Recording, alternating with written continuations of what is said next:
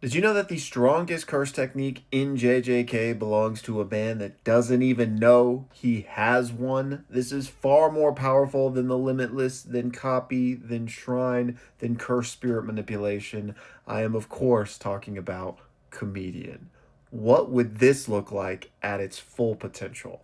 Let's talk about it, but spoilers beware. All right, first of all, shout out to Lucas for asking me to do this today. And for anybody who hasn't seen my full potential series, it's basically videos where we just take a character and talk about the pinnacle of their strength in the best of scenarios. So assuming they got to train, assuming they got to deepen their understanding, etc., etc. So what would a full potential Takaba look like? And this one is interesting in that it's unique that Takaba probably can't reach that full potential in the same way other characters can, because Takaba may not even be able to use his ability if he understood it. But I'm getting a little bit ahead of myself. First, let's talk about what Takaba's curse technique even is. And like I mentioned earlier, it's called Comedian. And it's called that because the way that it works is if ever Takaba comes up with something that he thinks is funny, that thing will become reality. Okay? You heard me correctly there.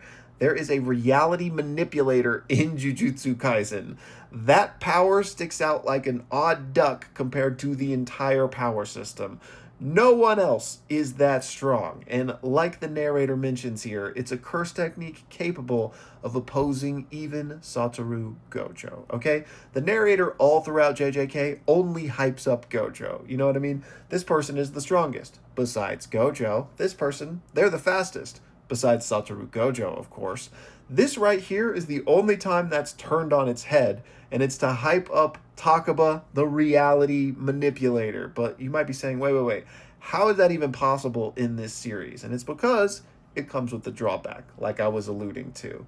Because when it comes to Takaba's curse technique, he's utterly clueless. He doesn't even know that he has that power. And it might just be the case that if he did know, it would no longer work. Because we know this is something that Angel was worried about in the lead up to the final fight. They're like, hey, we should send Takaba after Kinjaku. And everyone's like, what, that guy? And she's like, yeah, but hey, you can't tell him this because I'm worried if he understood what he was capable of, it might not work. So this man is a reality manipulator, but he doesn't know that he's a reality manipulator. So how does that work? Like, how does he make sense of the things that he does? And who knows? It's funny to think about though, because he quite literally like creates entire different scenarios. Kinjaku refers to them as simulations, but like the environment changes, their clothes can change, like everything changes. At one point, he literally even changes Kinjaku's gender. And this has been shown to go far beyond just altering circumstance and environment, because we know he just completely negates damage as well because he thinks it's funny that these things are attacking him, but it amounts to nothing. And it's not just defense, it's also offense, because here we see him one-shot a special grade cursed spirit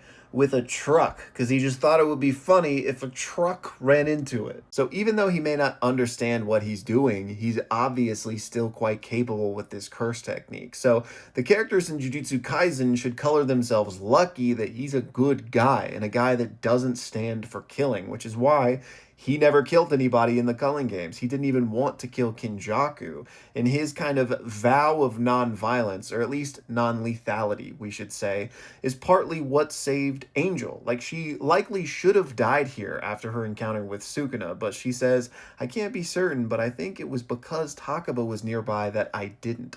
So even with kind of an unconscious aura around him, he is able to affect lethal injuries. And this quite literally might translate to power over death itself. Now, we can't say this with any level of certainty, but he might have resurrected Kinjaku at the end of the series. So this is unquestionably the strongest curse technique in Jujutsu Kaisen. So if we want to look at what its full potential might be, I don't think there's a ceiling there because it's been shown to create literally anything he imagines as long as he finds it funny, right? There's obviously the big question mark of whether or not he would still be able to do this if he knew about it, right? Which kind of makes sense and it kind of plays into the humor, right? The all-powerful character that doesn't even understand. Like, I think it's all part of the trope that Gege was creating there. But assuming you could gain an awareness of it and continue to use it, then the potential is literally limitless, right? Because all it would take is shaping your own sense of humor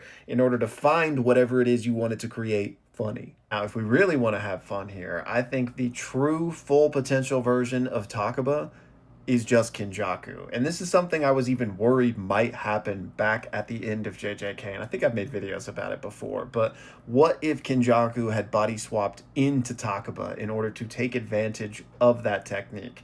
Now that's terrifying because one, we know that he understands the technique, so much so that he was able to manipulate it to his own whims in the fight against Takaba. Like, Kinjaku is legitimately funny, but not only that, his deep understanding of sorcery and jujutsu would probably let him pilot this thing far better than Takaba could even dream of. But again, that is assuming that an awareness of that power doesn't make it not work anymore. But yeah, Kinjaku Takaba, sign me up for that spinoff. And then while we're on the subject of the full potential versions of characters today, I got this comment from Michael who asked, who do I think would win between full potential Todo and full potential Yuta? So again, for those of you that haven't seen these videos, I have one on both of these characters where we just dive into what they might look like at their full potential. So I'm basing this on my interpretation of their full potential, which is important. But I gotta go with Yuta because he is just a god, right? Full potential Yuta copying any and every technique under the sun. Like, Todo, he's a genius. You guys know he's my GOAT, but no one can really stand up against full potential Yuta, in my opinion. Except, I guess, maybe full potential Takaba, because he could just say, hey, you know what? You're a piece of cheese now. And then finally today, Thanatos asked, what if Johann Liebert was in Jujutsu Kaisen? And I probably butchered that pronunciation because I have not seen Monster, which is the show he's from. But, and this is a great excuse to plug this, I'm going to be doing a watch party for Monster very, very soon. That'll be our next watch party along with JoJo's Bizarre Adventure. So for anybody that wants to watch those along with us, join the Discord. That's where that'll be happening. They haven't been set in stone yet because long story short, I need a new computer. So I probably can't host any watch parties until I get that figured out. But those are next up. And again, very, very excited because I have heard incredible things about Monster. So I've been looking forward to this one. So that being said, I don't have the deepest understanding of his character. I only know the surface information about him that I'm sure most people do, and that is that he's a genius but a psychopath, right? So if he were in JJK, then I think he would be the type to be behind the scenes pulling the strings. And Thanatos asks, like, what do I think his curse technique would be? And again, after I see the show, maybe my opinion would change, but based on that, I think he would have like a manipulation curse technique.